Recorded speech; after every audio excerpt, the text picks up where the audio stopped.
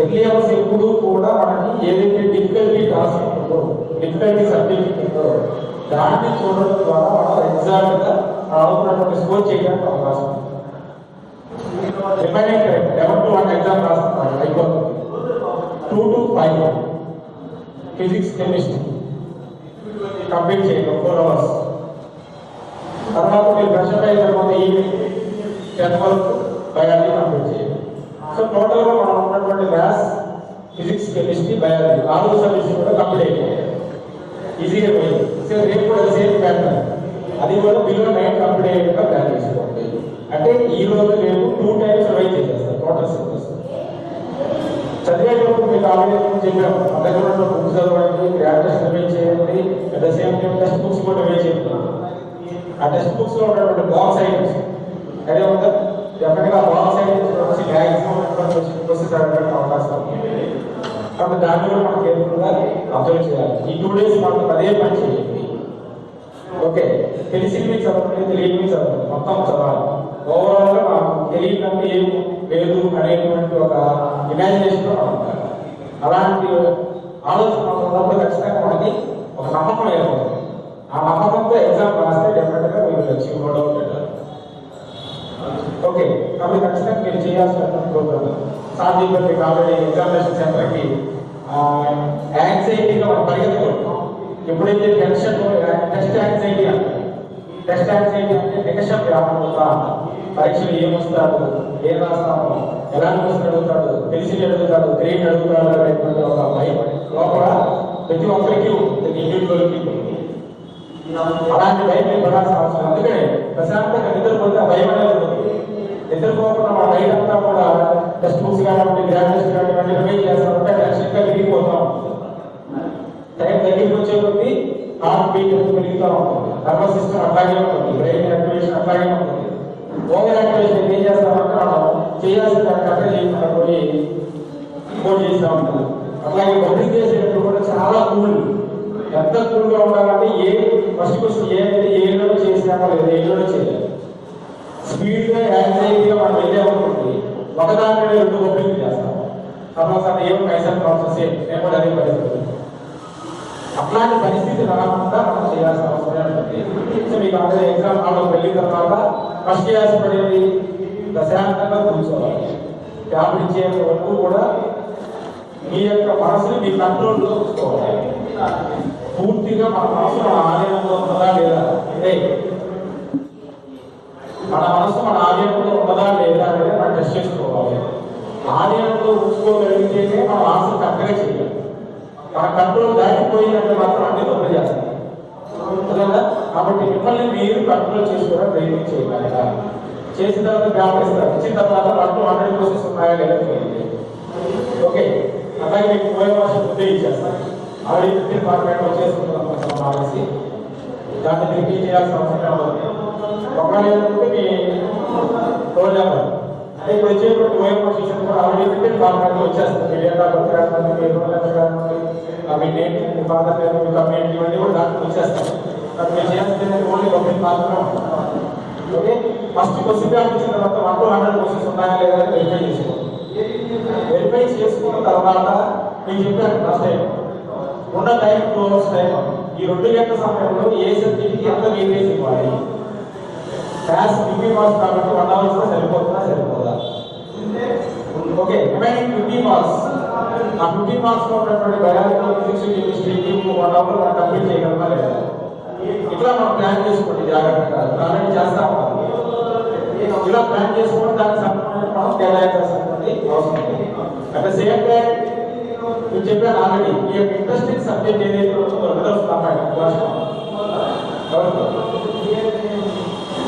Okay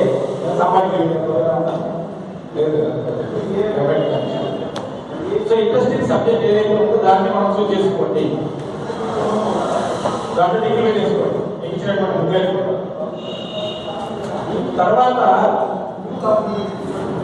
total overall గా 100 questions లో మనకి ఎగ్జాక్ట్ గా డైరెక్ట్ గా క్వశ్చన్స్ అవ్వగానే ఆన్సర్స్ టైప్ అయ్యే క్వశ్చన్స్ ఏమైనా ఉన్నాయా ఉంటే ఆన్సర్స్ టైప్ అవ్వగానే ఇచ్చినటువంటి ఆప్షన్స్ ఎక్కడ ఉంది, ఏలో ఉందా, బిలో ఉందా, సిలో ఉందా, డిలో ఉందా, అంటే మొత్తంలో మనం ఎన్ని ఉంటాయంటే నాకు తెలిసి ఒక 30 to 40 వరకు మాత్రమే ఉంటాయి ఇలాంటి క్వశ్చన్స్.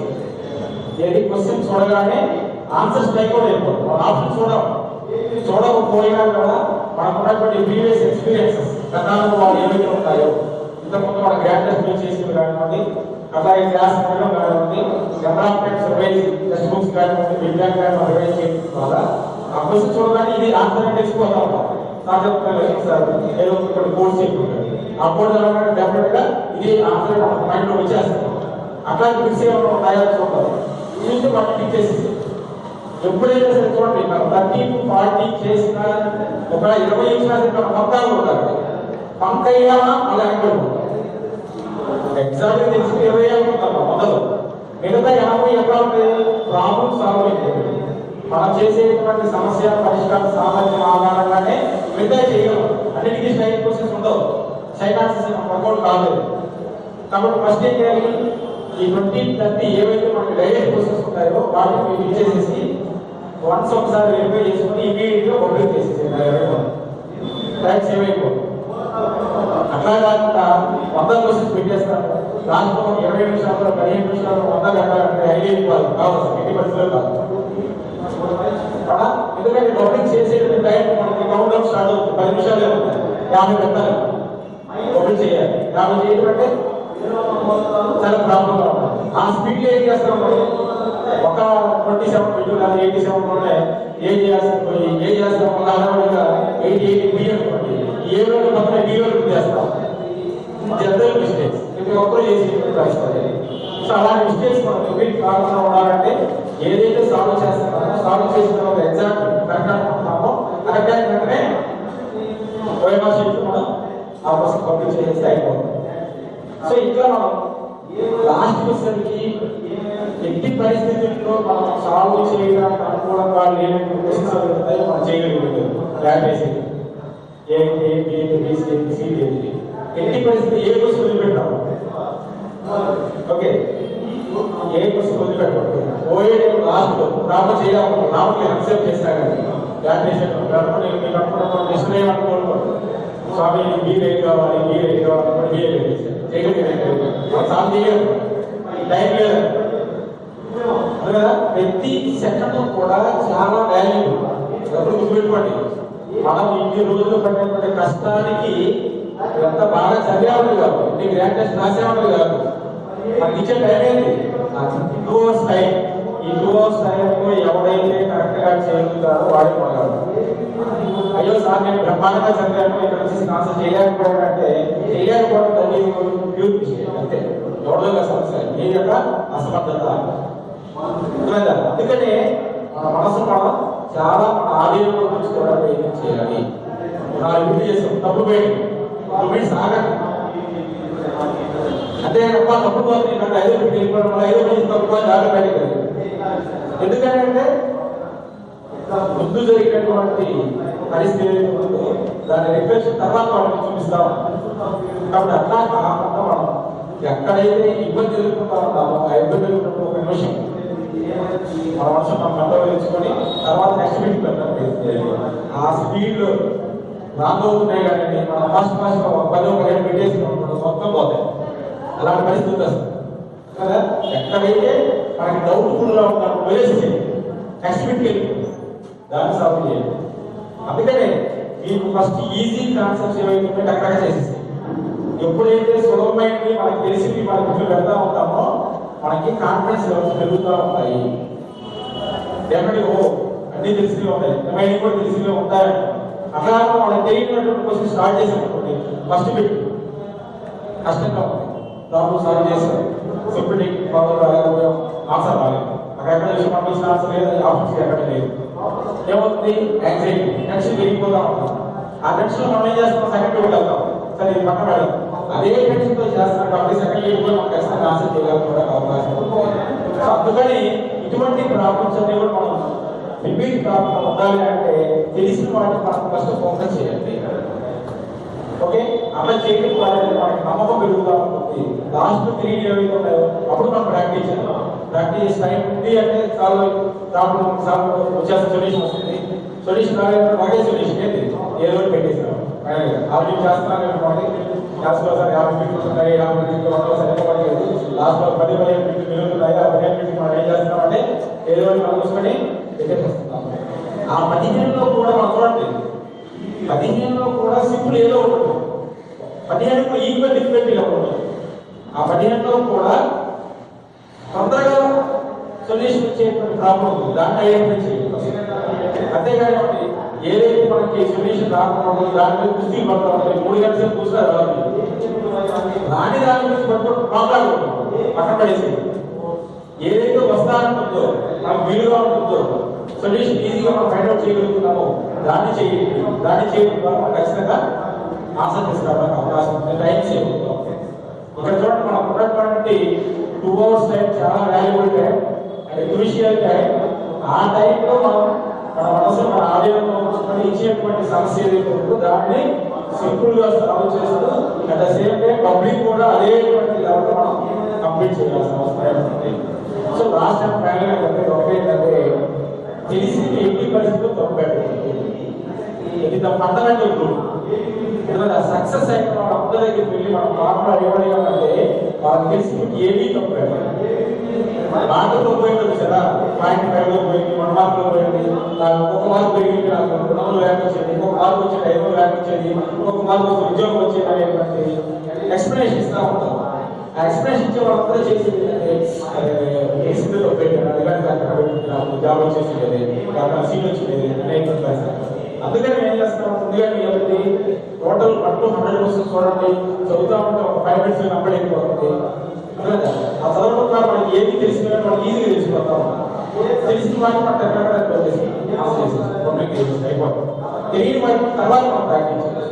ఎట్టి పరిస్థితుల్లో కూడా అప్లై చేసుకోవాల్సిన విషయం ఒకటే, తెలిసిన వీటికి ఒక్కరు కూడా తప్పు పెట్టకూడదు, సులభమైన వీటికి ఒక్కరు కూడా తప్పు పెట్టకూడదు. ఈ 2 వేస్ ఎవరైతే ఖచ్చితంగా ఇంప్లిమెంట్ చేయగలుగుతారో, ఆ 2 అవర్స్ ప్రాపర్ గా ఇంప్లిమెంట్ చేసుకుంటారో వాళ్ళు డెఫినెట్ గా మార్క్స్ గెయిన్ చేయడానికి అవకాశం ఉంది. ఓకే, కాబట్టి ఈ ఫార్ములాస్ ఏవైతే మేము చెప్పాము, ఇన్ని రోజులు పట్ల కష్టం ఏదైతే టీచర్స్ మీ పేరెంట్స్ మిమ్మల్ని ఇక్కడ దాకా పంపించి మీ మీద ఎంతో ఖర్చు పెట్టి అటాచ్మెంట్ తల్లిదండ్రులు దూరంగా ఎక్కడుంటే మనం చదువుకుంటా ఉన్నాము. ఈ కష్టమంతా కూడా ఆ 2 అవర్స్ లో మనకి only exam, question, answer, tool play, వీటి వరకు మాత్రమే పరిమితం అయిపోయి మనం ఆన్సర్ చేసినట్లయితే డెఫినెట్గా సక్సెస్ అయింది. సో ఫైనల్ గా ఒకటే 87,000 రాస్తున్నారు కాబట్టి ఈ 87,000 ఎప్పుడైతే కాంపిటేటివ్ ఎగ్జామ్ ఒకటే గుర్తుకోవాల్సిన అవసరం ఏంటంటే 100కి 80 మార్కులు సంపాదించగలిగితే డెఫినెట్గా మన ఉద్యోగం నో డౌట్ అవుతుంది. మన ఈ 80,000 ఎంతమంది సీరియస్ గా ప్రిపేర్ చేసి చెప్పండి, సీరియస్ ఆస్పెక్ట్స్ 87,000 మాక్సిమం నాకు తెలిసి ఒక 10% సీరియస్ ఆస్పెక్ట్స్ 10% అంటే 10,000 ఉంటారు, 15,000. ఆ 8,000 మధ్యలో సీరియస్ చదివేవాడు, ఆ 8,000 మధ్యలో 30 మార్కులు వచ్చేవాళ్ళు ఉంటారు, 40 వచ్చేవాళ్ళు ఉంటారు, 50 వచ్చేవాళ్ళు ఉంటారు, 60 వచ్చేవాళ్ళు ఉంటారు, 70 వచ్చేవాళ్ళు ఉంటారు, 80 వచ్చేవాళ్ళు తక్కువ మంది ఉంటారు. ఆ తక్కువ మంది కూడా ఎంత ఉంటారంటే నాకు తెలిసి 500 కూడా ఉండకపోవచ్చు. అర్థమైందా? కాబట్టి దాన్ని దృష్టిలో పెట్టుకొని ప్రతి మార్పు కూడా మనకు చాలా కీలకమైనది, ప్రతి బిట్టు కూడా చాలా కీలకమైనది. ఎట్టి పరిస్థితుల్లో తెలిసిన వాటిని తప్పు పెట్టకుండా మనం ఆన్సర్ చేసినట్లయితే డెఫినెట్ గా మనం అనుకున్నటువంటి మార్క్స్ ఇక్కడ పెట్టినటువంటి టెస్ట్ అన్ని కూడా మ్యాక్సిమం డిఫికల్టీ, సాధారణ స్థాయి కన్నా కూడా కష్టంగా ఉండేటువంటి ప్రశ్నలు ఎక్కువ మీకు వచ్చింటాయి. ఆ పేపర్స్ నుండి మీరు మ్యాక్సిమం 70+, 80+, 60+ కొట్టాలి అంటే డెఫినెట్ గా రేపు ఎగ్జామ్ లో +8 ఉంటాడు అవకాశం ఉంది. 8 to 10 మార్క్స్ డెఫినెట్ ఇప్పుడు వచ్చే మార్క్స్ అన్న 8 వస్తాయి. కాన్ఫిడెన్స్ చెప్తారు, ఎందుకంటే కష్టంగా ఉండే క్వశ్చన్ పేపర్ కూడా మనం చేస్తున్నాం, సులభంగా ఉండే వాటిని చేస్తాం. ఇంకా చెప్పిన లాజిక్ ఏంటి, అదే ఓవర్ కాన్ఫిడెన్స్ కూడా ఒకసారి ఇదంతా చాలా సులభంగా ఉంది, మన టెస్ట్ అకాడమీ రాసిన టెస్ట్ కన్నా ఇది చాలా సులభంగా ఉంది కదా అని మనం నెగ్లిజెన్స్ చేసామంటే మాత్రం ప్రయాణం. నెగ్లిజెన్స్ చేయకుండా సులభంగా ఉన్నా సరే దాన్ని కీలకంగా అందులో ఉన్నటువంటి కృషి చేస్తూ ఉంటారు, కన్ఫ్యూజ్ చేస్తూ ఉంటారు, ధైర్యంగా తీసుకెళ్తా ఉంటాడు, మీకు సుఖంగానే ఉంటుంది. కానీ మనల్ని కాంట్రవర్షియల్ పెట్టేస్తా ఉంటాడు. ఇచ్చిన క్వశ్చన్ చాలా కీలకంగా చదవాలి, కీన్ అబ్జర్వేషన్, నిశితమైనటువంటి పరిశీలన చేయాలి. అసలు క్వశ్చన్ ఏమడుగుతున్నాడు, ఆవేశంతో చదవకూడదు, ఆలోచన చదివి దానికి ఏది ఆన్సర్ అని జాగ్రత్తగా ఐడెంటిఫై చేయగలిగితే ఖచ్చితంగా సక్సెస్ అవుతాం అవకాశం ఉంది. ఎక్కడ సక్సెస్ అవుతాం కూడా, ఎందుకంటే నాకు తెలిసినటువంటి సమాచారం ప్రకారం మనలాగా నాకు ఉన్నటువంటి పెద్దలు ప్రకాశం కృష్ణ నెల్లూరు 4 జిల్లాలో అబ్జర్వేషన్ చేస్తా ఉన్నాం. ఎక్కడ కూడా మనలాగా డైలీ టెస్ట్ కానీ రెగ్యులర్ టెస్ట్ కానీ ఈసీఎస్ ప్రిపరేషన్ కానీ ఇంతమంది ఫ్యాకల్టీ కానీ జరుగుతున్న పరిస్థితి ఎక్కడా లేదు. ఖచ్చితంగా చెప్పాలి. కాబట్టి అందరికీ కూడా డెఫినెట్గా ఫీజు కొట్టడానికి అవకాశం 100% పెట్టేస్తాము. మీకు ఉన్నటువంటి 40 మెంబర్స్ చూసాము, 40 మెంబర్స్లో అమ్మ 50% మెంబర్స్ ఉన్నారు, 50% కూడా BC SC ST OC members ఉన్నారు. ఎవరైతే 40 బాయ్స్ 20 మెంబర్స్ ఉన్నారు, బాయ్స్ 20 మెంబర్స్ లో 10% సీరియస్ ఆస్పిరెంట్స్ అంటే అబౌవ్ 70+ లో ఉన్న వాళ్ళు ఉన్నారు, డెఫినెట్గా వాళ్ళు వచ్చి ఉంటా ఉంటారు. సో ఏదో ఒక రూపంలో రిజర్వేషన్ రూపంలో కానివ్వండి, మీ కమ్యూనిటీ కానివ్వండి, మెరిట్ ప్రకారం కానివ్వండి, ఖచ్చితంగా మనకు సీట్లు వస్తాయి. No doubt. ఓకే, అల్టిమేట్ గా జగన్మోహన్ రెడ్డి ఇవ్వడానికి సీట్ కట్టకుండా మనం కూడా అందరికీ సీట్లు ఖచ్చితంగా వచ్చేస్తాయి, అందరూ గుర్తుపెట్టుకు వస్తాయి. ఓకే, నేను చెప్పినటువంటి విషయాలన్నీ కూడా అట్లాగే సార్ విషయాలు కానీ కన్సల్ట్ సబ్జెక్ట్ టీచర్ చెప్పే విషయాలన్నీ కూడా జాగ్రత్తగా మనసులో ఉంచుకొని ఆ 2 గంటల సమయం ఏదైతే ఉందో అక్కడ ఆలోచించకుండా నిద్రపోకుండా మిగతా విషయాలన్నీ అసలు ఒక్కోసారి మనకు తెలియకుండా మన మనసులోకి చాలా విషయాలు వస్తూ ఉంటాయి. వాటిని నేను చేయగలం సైడ్ ట్రాక్ పంపిస్తాను. దాంట్లో చందాపాటు పోయేటువంటి బ్యానర్ చదువుతాం, మీరు చదువుతున్నారు బస్సులో పోతున్నాము, ఆ పోటీ ఇదే పోటీ వివేకాడు ఇదేంటి వ్యాయామం దిగాలి, ఇదేంటి కోడేశ్వరం చందాపాటు మనకు కావాలని అనుకోకపోయినా కూడా మనం ఏం చేస్తాం, ఇప్పుడు స్టిమ్యులస్ రూపంలో మనం రిఫ్లెక్ట్ చేస్తాం. మనం ఐస్ క్రీమ్ అనగానే ఐస్ క్రీమ్ ఏం లేదు, లేకపోయినా కూడా వదులుతాం. అట్లాగే మన మనసు కూడా ఇష్టం లేకపోయినా సరే వచ్చి పెడతాం ఉంటాం. వాటిని నేను చేయడం అక్కడే చేస్తా ఉంటాం. ఎప్పుడైతే అక్కడ పెట్టేస్తా ఉంటామో మనం అనుకున్న లక్ష్యం మీద మనం దృష్టిని సాధించడానికి అవకాశం ఉంటుంది. అదే లక్ష్యంతో అడ్వాన్స్ మ్యాక్సిమం మీకున్నటువంటి ఫిజికల్ ఫిట్నెస్, సైకలాజికల్ ఫిట్నెస్, శారీరక ఆరోగ్యం, మానసిక ఆరోగ్యాన్ని జాగ్రత్తగా ఉంచుకొని మనకి అక్కడ ఏ విషయాలు అయితే అవసరమైతే వాటిని మాత్రమే మనసులోకి తీసుకొని వాటి ఆధారంగా ఎమోషన్ కాకుండా ఆవేశపడకుండా కూల్గా చాలా జాగ్రత్తగా పబ్లిక్ చేసేటప్పుడు కాకుండా కొంచెం చదివేటప్పుడు కాకుండా మ్యాచింగ్ ఇస్తా ఉంటాం. ఒకసారి అది కూడా జాగ్రత్తగా అబ్జర్వ్ చేస్తూ ఉంటాం. మాకు వచ్చే ఫ్యామిలీ ఇచ్చారు మ్యాచింగ్. ఓకే, అలాగే కన్విన్స్ చేసేటువంటి బిట్స్ అన్నమాట. అలాంటి విషయాలు పట్ల చాలా జాగ్రత్తగా వ్యవహరిస్తూ మీరు మనసులో ఏదైతే మీ ఇష్టం ఏమనుకుంటున్నాను స్వామి ఈ 2 hours టైం కూడా మాకు ఆధీనం ఉండేటట్టుగా మాకు కాపాడండి, ఎగ్జాంపుల్ బాగా మంచి మార్కులు చేయకుండా ప్రయత్నం చేయండి. ఎందుకంటే మానవ ప్రయత్నం మనం చేస్తాం, దేవుడి యొక్క మనకి సపోర్ట్ కూడా కనీసం ఇంత బాగానే కావాల్సిన అవసరం ఉంటుంది. దేవుడు కోరుకోండి, ఖచ్చితంగా మనం లక్ష్యాన్ని సాధిస్తాం. అల్టిమేట్గా తెలిసి మాత్రం తప్పెట్టద్దు. ఒకటి బయటకు వస్తున్న సార్ మీరు చెప్తా ఉన్నారు, ఎక్కడ సరే మేము విన్నాము, లోపలికి వెళ్ళినందుకు మళ్ళీ అదే పని చేసేమని మాత్రం ఎగ్జామ్ వస్తాం. ఎగ్జామ్ అనేది బయటకు వస్తున్న మాత్రం తప్ప చేయడానికి పంపిణీ జరిగిపోతుంది. సరే అరే ఎన్నిసార్లు చెప్పినా కానీ మీరు మళ్ళీ అదే మాట్లాడతారు. ఇష్టపడలు తెలియదు, అనుభవం రాలేదు. ఎందుకంటే మీరు అన్ని చూస్తామని చేస్తామని కాబట్టి ఆ స్టూడెంట్స్ చేసేటువంటి రిమైనింగ్ యాక్టివిటీస్ ఎవరైతున్నారు వాళ్ళు ఎదుర్కొన్నటువంటి సమస్యలు ఇలాంటివన్నీ కూడా అబ్జర్వేషన్ చేస్తామని కాబట్టి ఈ అనుభవాలను మీకు చెప్తున్నాం. ఎందుకంటే మీరు అక్కడికి వెళ్ళిన తర్వాత రోజు చాలా జాగ్రత్తగా వ్యవహరించండి, లక్ష్యాన్ని సాధించండి. అందరికీ ఆర్గనైజేషన్ అలా ఎగ్జామ్ వెళ్ళేటప్పుడు కాకుండా ఎగ్జామ్ ఆల్రెడీ బయటకు వస్తారు, నెక్స్ట్ కలుస్తాము. Okay, thank you. సో